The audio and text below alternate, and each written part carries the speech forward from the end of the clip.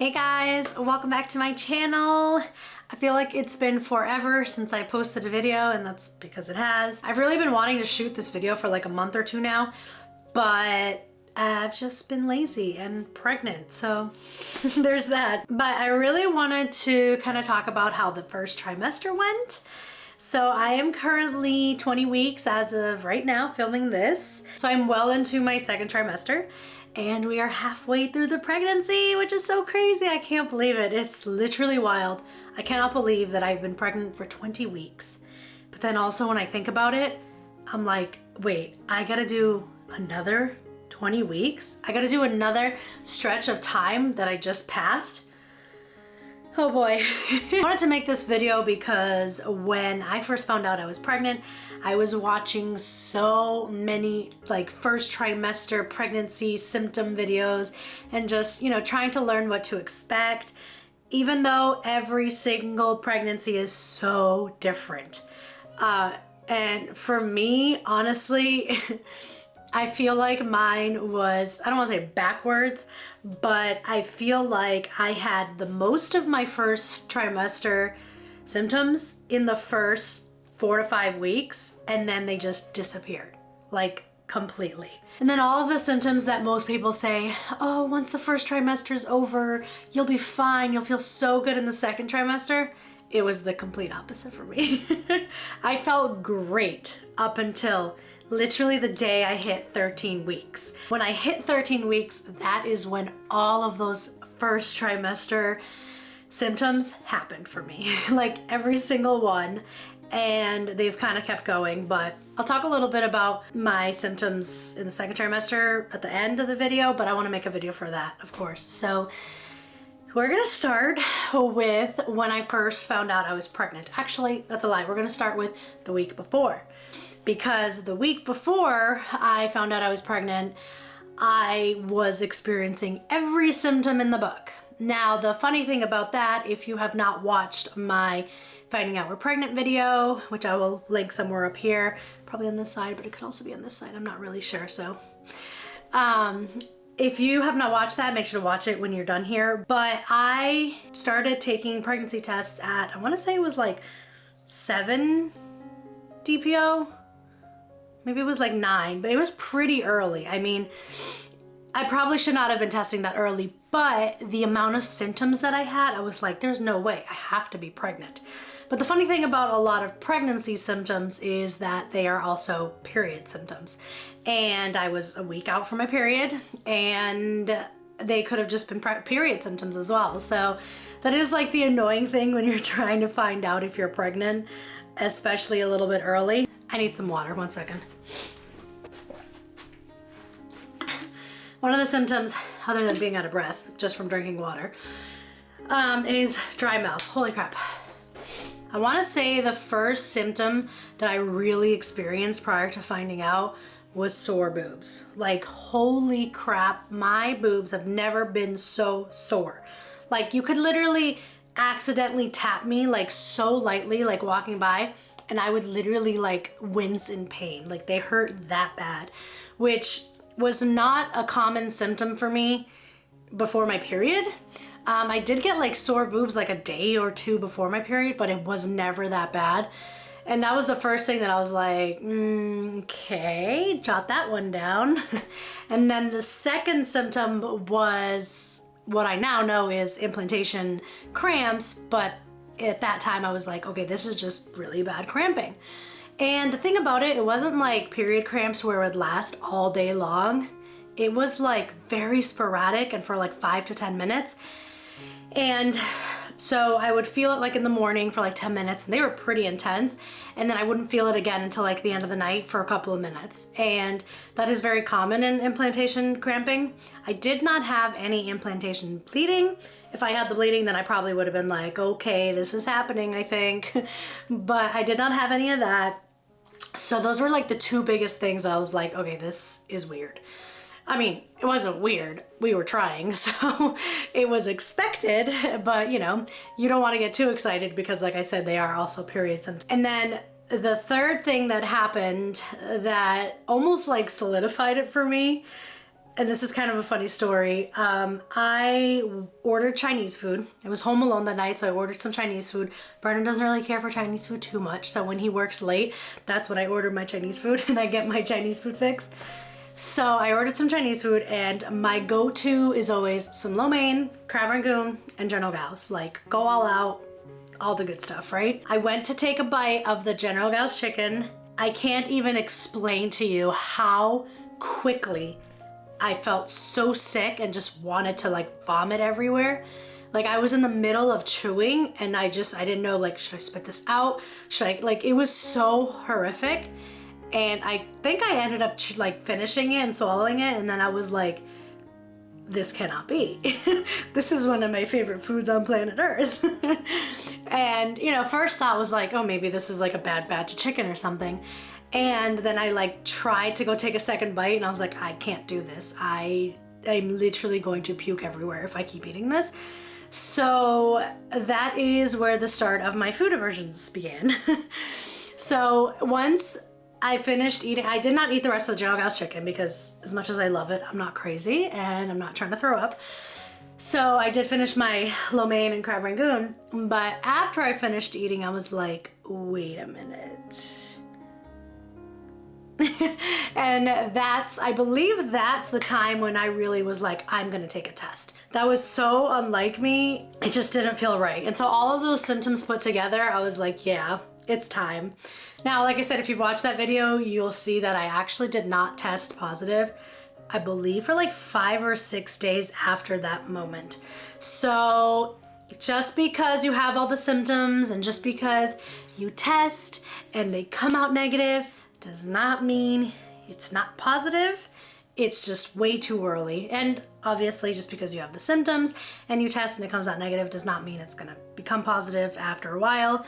But regardless, my point is, be wary when testing early because it could just give you complete false information. I would advise to stay away from early testing, but I know that if we do get pregnant again at some point in the future, I'm probably gonna do the exact same thing. So don't listen to me because I'm probably not gonna take my own advice. Those were my symptoms before finding out I was pregnant.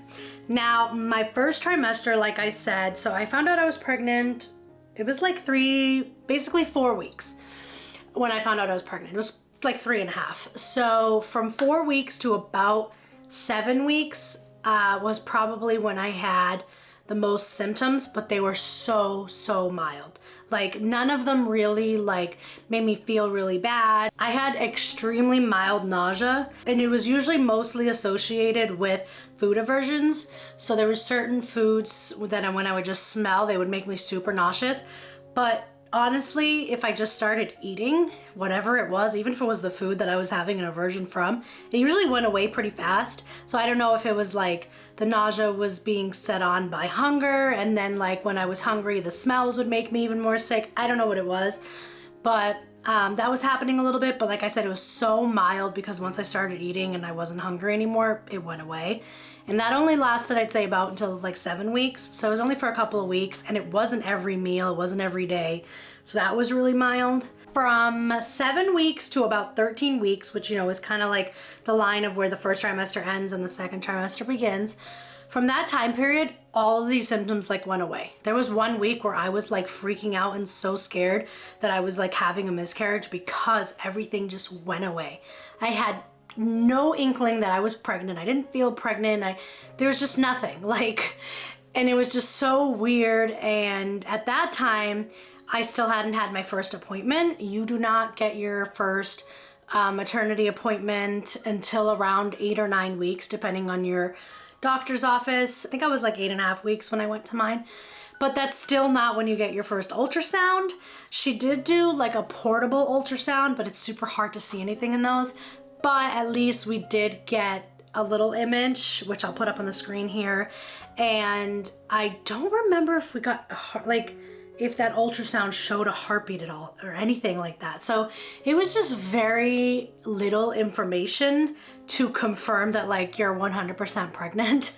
So the first like 8-9 weeks are super scary because you just don't know. There are ways to kind of like confirm that most likely, you know, things are going well. So you would go to your doctor's office and you get a blood test, your HCG blood test, you would get a value, and then you would go back in a couple of days or a week, and it should have like quadrupled depending. So your HCG level is supposed to double every like 2 days at that time, I believe it is. So if you go and get it tested and then in like 2 or 3 days after it's more than double, you're probably okay, or at least things are progressing at that moment the way they should be. But at that time, so we had just moved back here to Massachusetts like 7 months ago. So, well, at that time, 7 months ago, we're almost at a year now, but I still did not have a primary care doctor in the area. So there was nobody I could go to get that test done. My OBGYN's office didn't do it. ERs don't do it, things like that. I mean, I'm not gonna go to ER anyway to do that, but urgent cares did not do it. I called a few of them. So I wasn't able to just go and do that. I did set up a blood test through LabCorp, which had to be paid out of my pocket. And I think I want to say I did that in like 6 or 7 weeks, and I went and got my HCG tested, but I only tested it once, so I couldn't see the progression, but my levels were right around the levels that, you know, the range that it should be at 6 to 7 weeks. So I felt a little bit better about that. But like I said, I couldn't see the progression, so I wasn't sure if it was doubling or, you know, going up the way it should be. So up until 8 or 9 weeks, I, you know, was just super anxious, and I just did not know what was happening.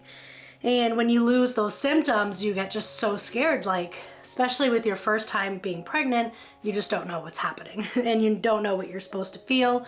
So it is a little nerve-wracking at first. There are 2 symptoms that have not gone away since essentially day 1, and that is stuffy nose and like congestion and dry mouth. Those 2 are just here to stay, I think, until the end, especially the congestion. It basically feels like I have a cold or like intense allergies all the time. It's actually not that bad right now, but you could probably still hear slight stuffiness in my nose, and always blowing my nose. And by the way, always blowing a bloody nose, because that's another thing. Constantly blowing my nose, like every 20 minutes, seriously. And the dry mouth in the very beginning was really bad, like super, super bad. No amount of water could stop my mouth from being dry. And that is not as common in pregnancy. It is like a symptom, but it's not like a crazy symptom that everyone experiences. But I did find out that it is a symptom of gestational diabetes, which, hooray, I have.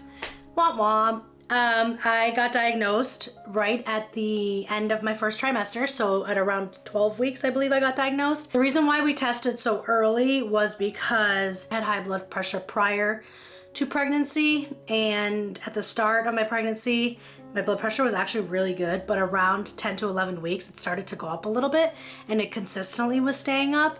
So high blood pressure and gestational diabetes sometimes go hand in hand. My doctor just wanted to, you know, do that and to be safe, so that if I was diagnosed, we can get a hold of it now rather than at the end of pregnancy, when you usually do your testing, like, I think it's like after 24 weeks, anywhere up to like 30 weeks, you can do your gestational diabetes test. So we did do it, and I actually failed the 1 hour, and we just decided to start testing and doing blood tests, like finger pricks every day, 4 times a day, instead of doing the 3 hour and putting myself through that. Because I failed it so early in the pregnancy, I most likely have it, even if it's super mild right now, which, by the way, it has been very mild. I've been very lucky. If you guys want me to make a video about gestational diabetes at all and everything that comes with it, I can. It's not that exciting, but there's a lot that goes into it. I finger prick 4 times a day and gotta keep a log of it, make sure everything's good,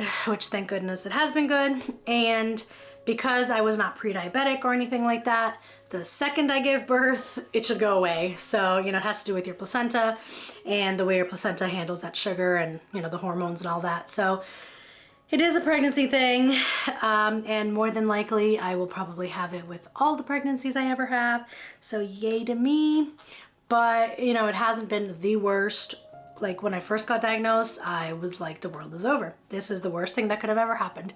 I was crying. I was like so upset because it is just like, you feel like you have to change everything. I'm good right now. It's not the end of the world. It will go away. But yeah, so that was my long rant about dry mouth, is that it was a sign of gestational diabetes as well. But those are my first trimester symptoms.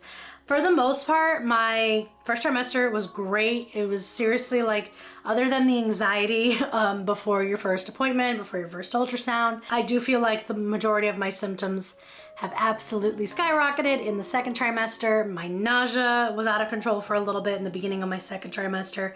Now I'm taking things for it and it's much better. My symptoms definitely are different in the second trimester, and my second trimester has been a little harder than my first, but honestly, overall, this pregnancy so far has been pretty easy. I don't want to say easy actually, but very manageable. So I didn't say this in the beginning, but we're actually in the baby's room right now.